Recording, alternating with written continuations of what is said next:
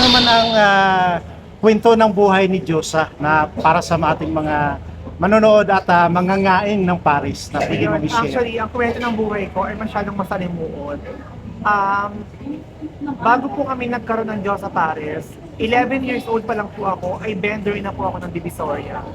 Nagtitinda ako ng mga gulay, namumulot kami ng mga gulay. Ako po, namumulot ako ng mga gulay, tumpok-tumpok, binibenta ko yun para magkapera.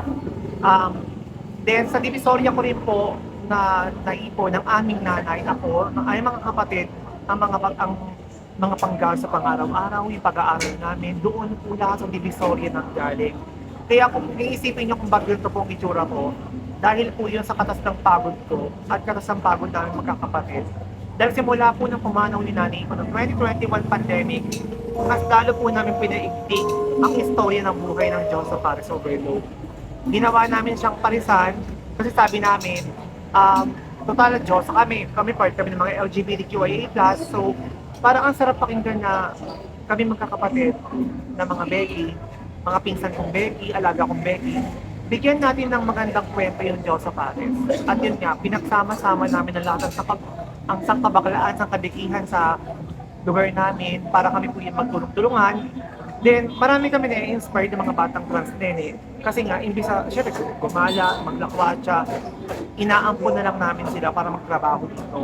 At pagkainin, bigyan ng magandang tulugan, nang sa gayon, kahit wala na yung mami ko, ipinagpatuloy pa rin namin yung masimulan. Kasi yung mami ko kasi, kuya, mahilig mag-alaga ng mga Becky. Halos may higit 50 Becky ang alaga ng mami ko.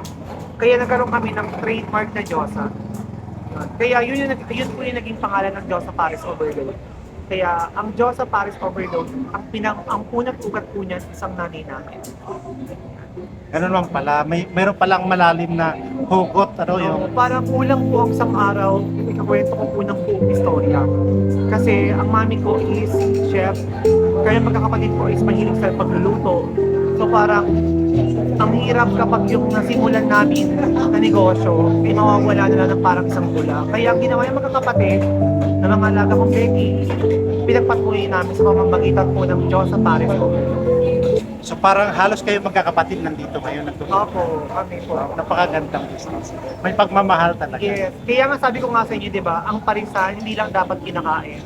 Dapat inahaluan ng pagmamahal para balik-balikan.